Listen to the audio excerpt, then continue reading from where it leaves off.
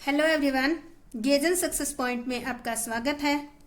बच्चों, आज हम 12th अकाउंटेंसी का चैप्टर फर्स्ट, ये जो फर्स्ट चैप्टर है वो हमारी बी पार्ट बुक है उसका है। चैप्टर का नाम है company accounts, issue of share. तो आज का हमारा टॉपिक रहेगा issue of share at premium, यानी कि अंशों का प्रीमियम पर निर्गमन, उसके बारे में हम स्टडी करेंगे। ये जो है issue of share at premium, इसकी थ्योरी भी बहुत इंपॉर्टेंट है, इसलिए मैंने इसकी थ्योरी को भी एक सिस्टमेटिक ढंग से लिखा है ताकि आप उसको याद करके पेपर में अच्छे ढंग से प्रेजेंट कर सको। और साथ के साथ हम इसका एक इलिस्ट्रेशन भी करेंगे। तो हम स्टार्ट करते हैं आज का टॉपिक। इससे पहले आप मेरे चैनल गेजन सक्सेस पॉइंट को सब्सक्राइब कर दें और लाइक कर दें और बेल आइकन अवश्य प्रेस करें ताकि जो भी नया वीडियो अपलोड हो उसकी नोटिफिकेशन आपको मिल जाए। तो हम स्टार्ट करते हैं। आज का हमारा टॉपिक है issue of share eight A premium. Premium क्या होता है? देखो, जब भी कोई मान लेते हैं कोई एक शेयर है, पहले मैं आपको वैसे ही समझा देती हूँ। मान लेते हैं एक शेयर है, शेयर की वैल्यू क्या है? इसका जो फेस वैल्यू है वो है 10 रुपए, ठीक है, 10 रुपए। अगर ये शेयर कंपनी 10 के बजाय इसको 12 रुपए में शेयर कर बेचती है तो जो ज्यादा कितने हैं, 2 रुपए ज्यादा है, वो क्या कहलाएगा? इसका प्रीमियम कहलाएगा। तो हम इसी जो कंपनी 2 रुपए में ज्यादा बेचती है या कंपनी जितने में ज्यादा बेचती है उसको प्रीमियम कहते हैं। और ये 2 रुपए कंपनी जो एक्स्ट्रा कंपनी ने लिए हैं, ये किस तरह का प्रॉफिट है, इस प्रॉफिट से कंपनी क्या क्या कर सकती है, इसके अंदर हम वही स्टडी करेंगे। तो इसकी थ्योरी देख लेते हैं। Issue of share at premium. जब कंपनी अपने अंशों को अंकित मूल्य यानी कि फेस मूल्य से अधिक मूल्य पर जारी करती है तो अंकित मूल्य से जो राशि अधिक ली जाती है उसे प्रीमियम कहते हैं। जैसे 10 रुपए का अंश है और वो 12 रुपए में इशू किया जाता है तो 2 रुपए क्या कहलाएगा? कंपनी के लिए प्रीमियम कहलाएगा। तो आप सीधी सी भाषा में कह सकती हैं, जब कोई कंपनी अपने अंशों को फेस वैल्यू से ज्यादा वैल्यू पर सेल करती है तो जितने रुपए ज्यादा पे सेल करती है वही कंपनी का प्रीमियम होता है। अब बात आती है कि कौन कौन सी ऐसी कंपनियां हैं जो प्रीमियम पर शेयर इशू कर सकती है। तो देखो, जिन कंपनियों की साख यानी कि गुडविल, मार्केट में रेपुटेशन अच्छी होती है, वे कंपनियां तो चाहे जितना चाहे उतना प्रीमियम पर अंशों को बेच सकती है। हर एक कंपनी प्रीमियम पर शेयर को नहीं बेच सकती, क्योंकि केवल वही कंपनियां जिनकी मार्केट में गुडविल बहुत अच्छी है वही कंपनियां प्रीमियम पर अपने शेयर बेचती हैं और लोग उनके खरीदते हैं। कानून के अकॉर्डिंग, कंपनी अधिनियम 1956 या 2013 अमेंडमेंट के अकॉर्डिंग इस पर किसी भी टाइप का कोई प्रतिबंध नहीं है। तो देखो, अंश प्रीमियम राशि जो होती है, अब ये 2 रुपए हमने एग्जाम्पल लिया था, उसके अकॉर्डिंग 2 रुपए कंपनी ने ले लिए, पर वो लिखेगी किसमें? उस प्रीमियम को किस नाम से लिखेगी? तो जो भी अंश प्रीमियम होता है, शेयर प्रीमियम होता है, उस राशि को सिक्योरिटी प्रीमियम रिजर्व अकाउंट में क्रेडिट किया जाता है। कौन से अकाउंट में किया जाता है? सिक्योरिटी प्रीमियम रिजर्व अकाउंट में क्रेडिट किया जाता है। अब बात आती है क्रेडिट क्यों किया जाता है? क्योंकि कंपनी जो ज्यादा रुपए पे सेल करती है अपने शेयर को, जितने ज्यादा रुपए पे कंपनी ने सेल किया है तो वो कंपनी का प्रॉफिट है। तो और प्रॉफिट भी कौन सा है? वो कंपनी का कैपिटल प्रॉफिट है। कौन सा प्रॉफिट है? कैपिटल प्रॉफिट है। तो देखो, इस कारण से कंपनी इसको क्रेडिट करती है। यह कंपनी का सामान्य लाभ एक जर्नल प्रॉफिट नहीं है, बल्कि यह पूंजीगत लाभ यानी कि कैपिटल प्रॉफिट है। इसे प्रॉफिट एंड लॉस अकाउंट में नहीं ले जाते। क्यों नहीं ले जाते? क्योंकि अगर ये जर्नल प्रॉफिट होता तो हम P&L अकाउंट में डालते, बट जो सिक्योरिटी प्रीमियम है वो क्या है? कैपिटल प्रॉफिट है। और कैपिटल प्रॉफिट जो भी होता है उसको जो है प्रॉफिट एंड लॉस अकाउंट में नहीं लिखा जाता। तो तो इसको कहाँ लिखते हैं? अगर प्रॉफिट एंड लॉस अकाउंट में नहीं लिखते हैं तो कहाँ लिखेंगे? इसको लिखेंगे बैलेंस शीट के रिजर्व एंड सरप्लस साइड। ये कौन सी साइड होती है? जो बैलेंस शीट की लायबिलिटी साइड जो होती है आपकी, बैलेंस शीट की लायबिलिटी साइड एक हेडिंग होती है रिजर्व एंड सरप्लस। उस हेडिंग के अंदर सिक्योरिटी प्रीमियम रिजर्व अकाउंट को दिखाया जाता है। तो देखो आपको समझ आ गया होगा कि कौन कौन सी सिक्योरिटी प्रीमियम क्या होता है। कंपनी फेस वैल्यू से जितनी वैल्यू ज्यादा वैल्यू पर अपने शेयर को बेचती है तो वो ज्यादा राशि होती है। जैसे 10 का शेयर 12 में बेचती है तो 2 रुपए कंपनी के लिए क्या कहलाएगा? Security premium. दूसरा पॉइंट आता है कि कौन कौन सी कंपनी प्रीमियम पर शेयर इशू कर सकती है।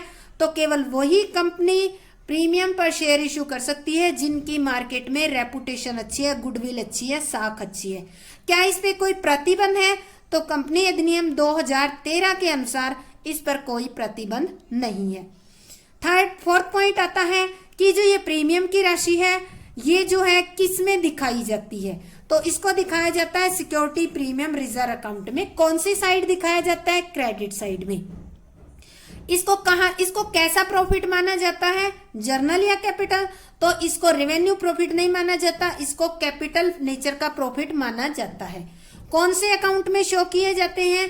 तो ये प्रॉफिट एंड लॉस अकाउंट में शो नहीं की जाती, कैपिटल नेचर का प्रॉफिट है इसलिए ये बैलेंस शीट के liability side reserve and profit है इसलिए ये बैलेंस शीट के liability side reserve and surplus heading के अंदर इसको दिखाया जाता है। मैं इतनी सारी बातें आपको रिपीट करके इसलिए बता रही हूं क्योंकि इसका 4 नंबर का क्वेश्चन आता है आपका थ्योरी का, इसीलिए मैं इस पे ये फोकस कर रही हूँ ताकि आपका थ्योरी अच्छी हो जाए। अगर बाय चांस क्वेश्चन आ जाता है थ्योरी का तो थ्योरी भी करनी पड़ती है, इसमें एक 4 नंबर का क्वेश्चन आता भी है थ्योरी का, तो इसको अच्छी तरह से करना है। नेक्स्ट ये हमारा हो गया यहाँ तक कुछ बेसिक सा। अब आता है कि कंपनी अधिनियम 2013 की धारा 52 सेक्शन 2 के अकॉर्डिंग सिक्योरिटी प्रीमियम रिजर्व की राशि का प्रयोग केवल निम्नलिखित उद्देश्य है। यानी कि ये एक 4 नंबर का क्वेश्चन और आ जाता है कि कंपनी अधिनियम 2013 की धारा 52 सेक्शन 2 के अनुसार सिक्योरिटी प्रीमियम रिजर्व का प्रयोग कंपनी किन ऑब्जेक्टिव के लिए करती है। यानी कि कौन कौन से ऐसे उद्देश्य हैं जिनके लिए कंपनी सिक्योरिटी प्रीमियम रिजर्व का यूज करती है। ये अलग से आपका 4 नंबर का क्वेश्चन बन जाता है। तो इसको हम कैसे करेंगे? इसके पॉइंट यानी कि किस किस उद्देश्य के लिए सिक्योरिटी प्रीमियम रिजर्व की अमाउंट अगर आपके पास है तो उसका यूज करेगी कंपनी। फर्स्ट नंबर, कंपनी के प्रिलिमिनरी एक्सपेंसेस को रिटर्न ऑफ करने के लिए। प्रिलिमिनरी एक्सपेंसेस क्या होते हैं इसके बारे में आपने 5th लेक्चर के अंदर देखा ना। तो देखो जो भी प्रिलिमिनरी एक्सपेंसेस वो होती हैं जो कंपनी को एस्टेब्लिश करते समय खर्चा आता है उसको कहते हैं। तो उस खर्चे को कंपनी सिक्योरिटी प्रीमियम रिजर्व की हेल्प से पे करती है, राइट ऑफ करती है। सेकंड पॉइंट आता है कंपनी के अंशों ऋण पत्रों के निर्गमन पर किए गए व्यय।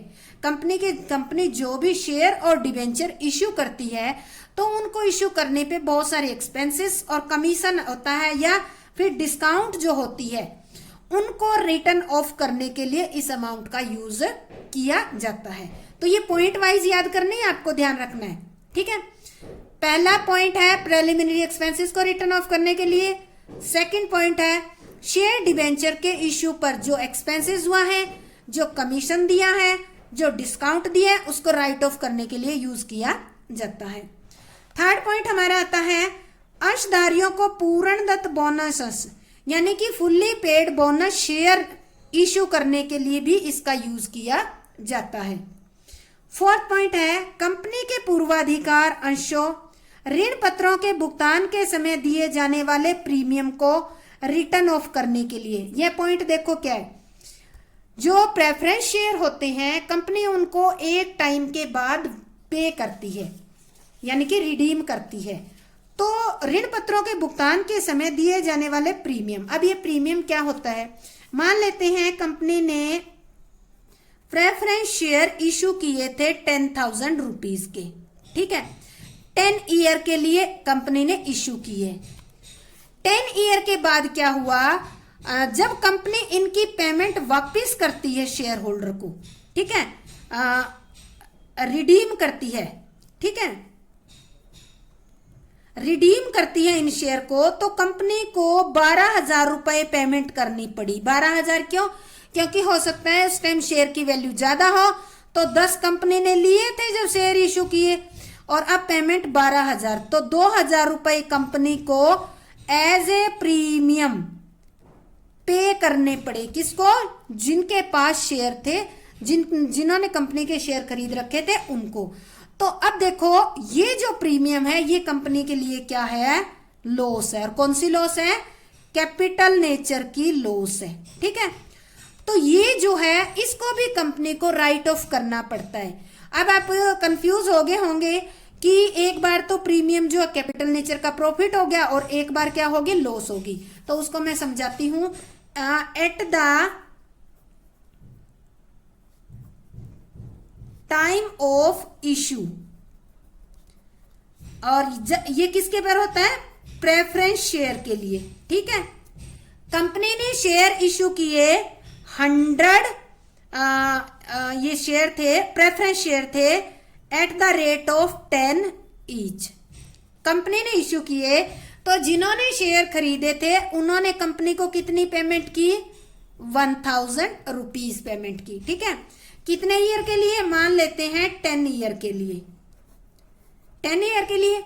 अब जो प्रेफरेंस शेयर होते हैं उनको क्या होता है? प्रेफरेंस शेयर को कंपनी एक फिक्स टाइम के बाद कंपनी इनको यानी कि रिडीम कर देती है, ठीक है, यानी कि उनका पैसा लौटा देती है। तो अब देखो कंपनी ने क्या किया, इसको हम, ये 10 का शेयर था और इशू कितने में किया समझने के लिए हम 12 रुपए ईच, ठीक है।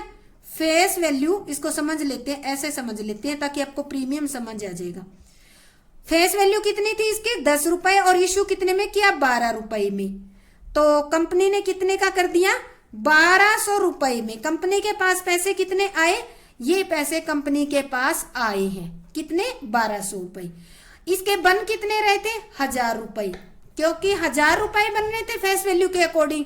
कंपनी को मिले 1200 रुपए, तो 200 कंपनी को एक्स्ट्रा मिले हैं। ये प्रीमियम है, ये कंपनी को मिला है, इसलिए ये कैपिटल नेचर का प्रॉफिट है, इसको क्रेडिट किया जाएगा। ये क्या है? कंपनी के लिए प्रॉफिट है। ये था at the time of issue, जब प्रेफरेंस शेयर इशू करती है कंपनी 10 रुपए का शेयर 12 रुपए में इशू करती है, तो कंपनी को 1,000 की बजाय कितने रुपए मिलते हैं? 1200, यानी कि 200 रुपए एक्स्ट्रा मिलते हैं। वो क्या है? प्रीमियम है, वो मिले हैं कंपनी को, इसलिए इसको क्या कहेंगे हम? इसको कहेंगे प्रीमियम प्रॉफिट है। ये कौन सा? कैपिटल नेचर का। अब बात, प्रीमियम प्रॉफिट है ये कौन सा? कैपिटल नेचर का। अब बात आती है at the time of redemption, at the time of redemption, जब कंपनी इन्हीं शेयर को क्या करेगी? इन्हीं शेयर को पेमेंट करेगी, यानी कि उनको पे करेगी। तो हम मान के लेते हैं कि इनकी वैल्यू कितनी है? 100 शेयर है और फेस वैल्यू है 10 रुपीज ईच, ठीक है। और पे कितना कर रही है कंपनी? पे कर रही है 13 रुपीज ईच। कितना कर रही है? 13 रुपीज ईच। तो देखो ये है प्रेफरेंस शेयर। ये प्रेफरेंस शेयर और डिवेंचर के बारे में होता है, इक्विटी शेयर के बारे में नहीं होता, ध्यान रखना। क्योंकि इक्विटी शेयर की जो कैपिटल होती है कंपनी लाइफ टाइम तक उसको रिटर्न नहीं करती, केवल प्रेफरेंस शेयर की और जो आपके डिवेंचर होती है उनकी ही पेमेंट की जाती है, रिडीम किए जाते हैं। तो अब देखो कंपनी ने क्या किया? 100 शेयर, फेस वैल्यू तो थी 10 रुपए, पर कंपनी ने रिडीम कितने में किए? 1300 में, यानी कि करने थे इतने 1,000 रुपए और किए पेमेंट कितने कंपनी ने? 1300 रुपए।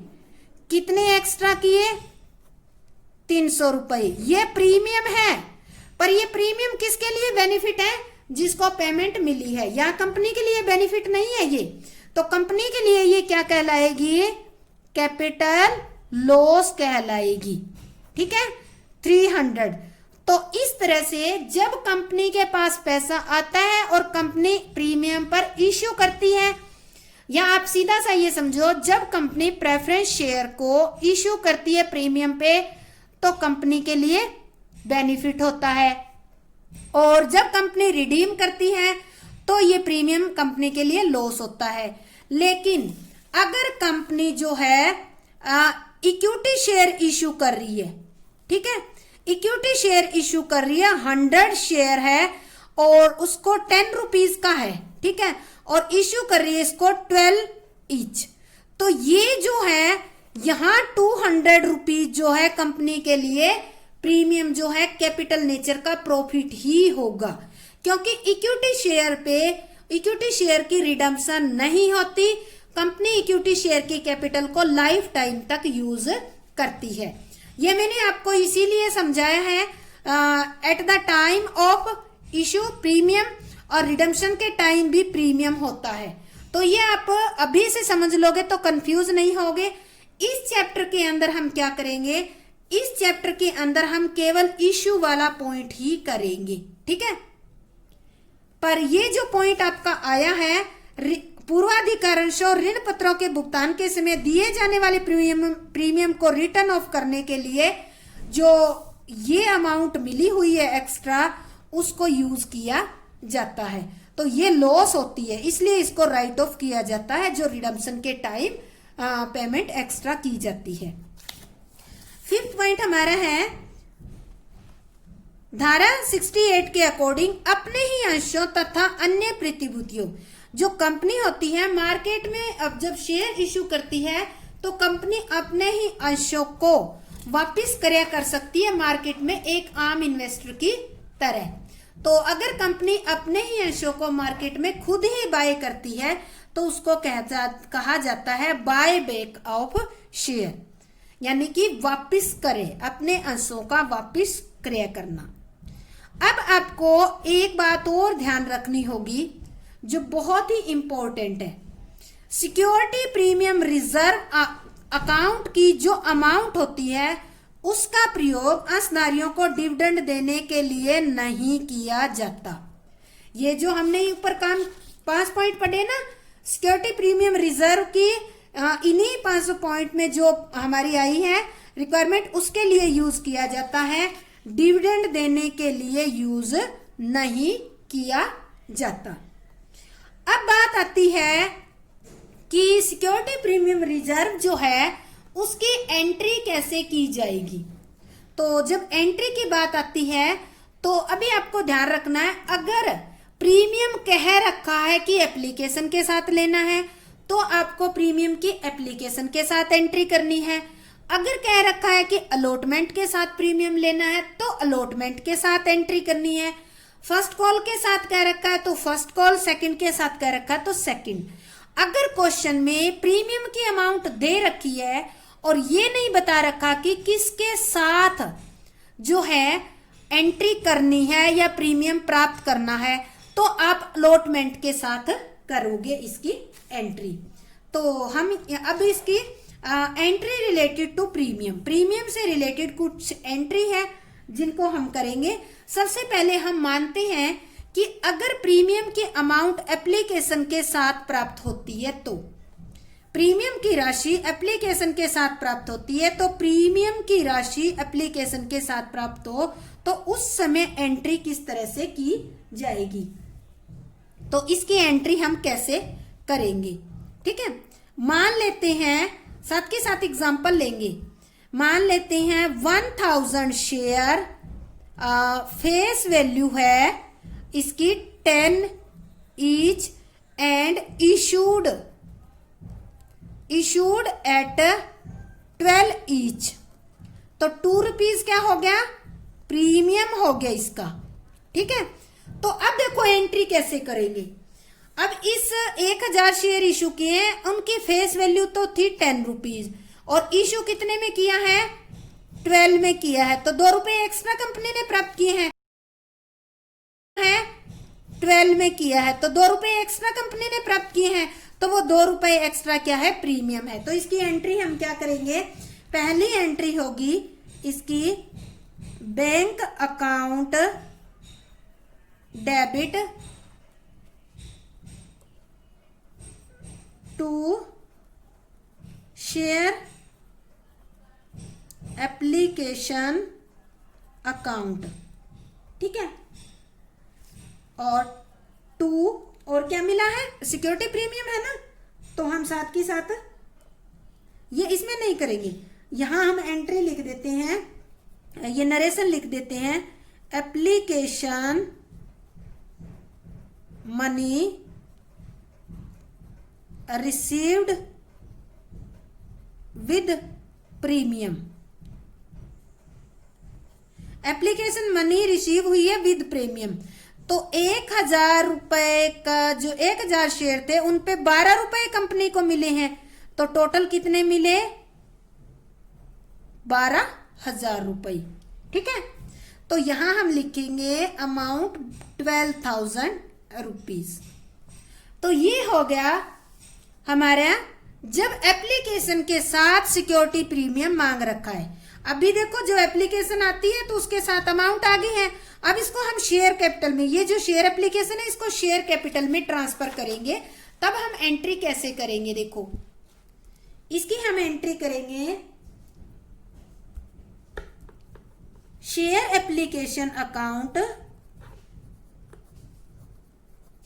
Application account. यहां देखो शेयर कितने का था, 1000 शेयर थे, फेस वैल्यू थी 10 रुपए, तो 1000 रुपए हो गए, ठीक है, 10,000 हो गए। और 1000 शेयर थे, उस पे प्रीमियम कितना हो गया, 2 रुपए, तो 2000 हो गए, ठीक है। इनको अलग अलग करके हम शो करेंगे। Share application account debit to share capital. Share capital में वो अमाउंट लिखी जाती है जो आपकी फेस वैल्यू से बनती है, तो हमने कितनी दिखा दी, 10,000, ठीक है। और to securities premium reserve account, कितने रुपए दिखाए थे हमने, 2000, तो हम यहां लिखेंगे 2000। एप्लीकेशन में पीछे ही हमने कितने दिखाए थे, 12,000। तो ये हम क्या करेंगे, अब नरेशन लिखेंगे, यहां सीधा लिख लो application money transfer to share capital, ठीक है। एप्लीकेशन मनी को हमने ट्रांसफर कर दिया शेयर कैपिटल में, तो ये एंट्री हमारी कंप्लीट होगी एप्लीकेशन से रिलेटेड। या अगर एप्लीकेशन के साथ प्रीमियम प्राप्त होता है तो उसकी इस तरह से एंट्री की जाएगी। सेकंड हम पॉइंट लेके चलते हैं, मान लेते हैं 10,000 शेयर, फेस वैल्यू है 10 और इशू किया गया है 2 पर शेयर, 12 पर शेयर, तो प्रीमियम कितना हो गया, प्रीमियम वही वाला एग्जांपल लेके चलेंगे, 2 रुपीज, ठीक है। तो अब इसकी हम किस पे करेंगे, यदि प्रीमियम की अमाउंट अलॉटमेंट के साथ प्राप्त होती है तो उस समय क्या एंट्री करेंगे। अगर अलॉटमेंट के साथ अगर प्रीमियम रिसीव होता है तो एंट्री कैसे की जाएगी, तो पहली एंट्री की जाती है share allotment account debit to share capital to securities premium reserve account. अब देखो कैसे कैसे, फेस वैल्यू कितनी है, 10 रुपीज है, 1000 शेयर पे, तो शेयर कैपिटल में अमाउंट कितनी आएगी, 10,000। कितने में इशू किया, 12 में, 10 वाला 12 में किया तो 2 रुपए क्या हो गया आपका प्रीमियम, तो 1000 शेयर पे 2 रुपए प्रीमियम कितना हो गया 2000। तो टोटल वैल्यू शेयर अलॉटमेंट में हम कितने दिखाएंगे 12,000। ठीक है, तो अब हम इसकी नरेशन कैसे लिखेंगे? नरेशन हम लिखेंगे यहां पे allotment money due, allotment money due including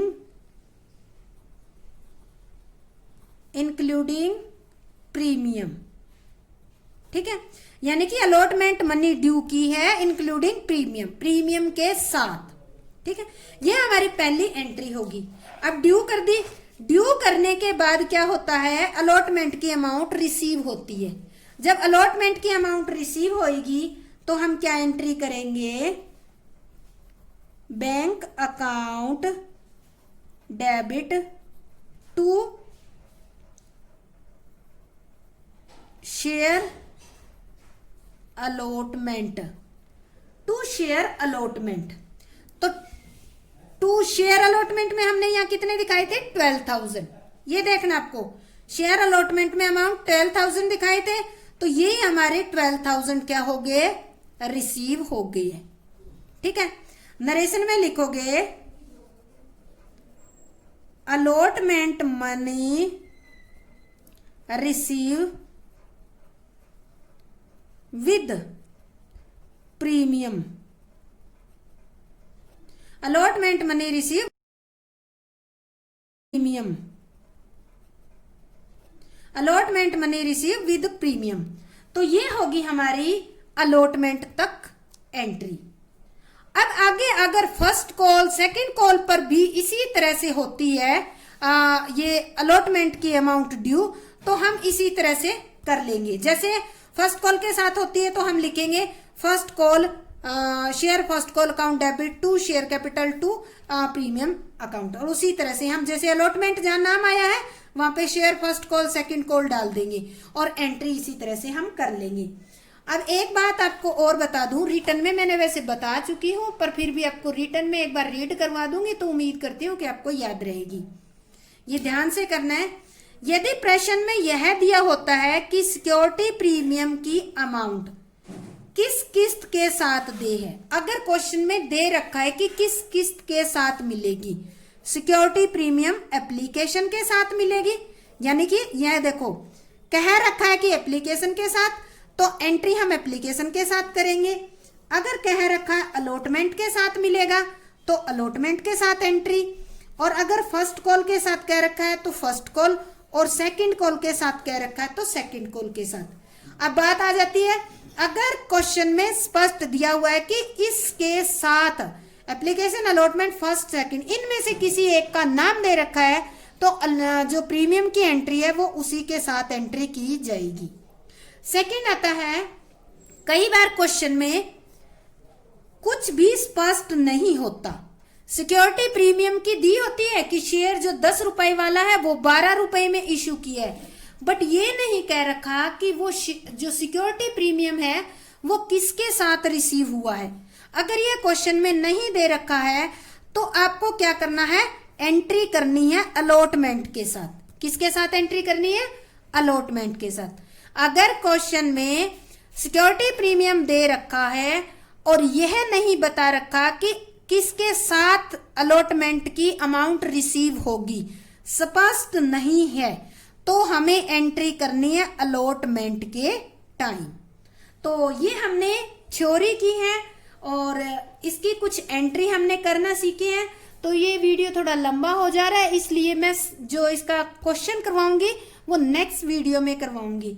तो इस थ्योरी को अच्छी तरीके से कर लेना और इसकी एंट्री अच्छी तरीके से समझ लेना। इसके कुछ पॉइंट है वो समझ लेना ताकि आपको एंट्री करने में आगे दिक्कत ना हो। तो उम्मीद करती हूँ कि आपको अच्छी तरीके से समझ में आ गया होगा। समझ में आ गया है तो मेरे channel gauge and success point को लाइक शेयर और सब्सक्राइब करें। आपका बहुत बहुत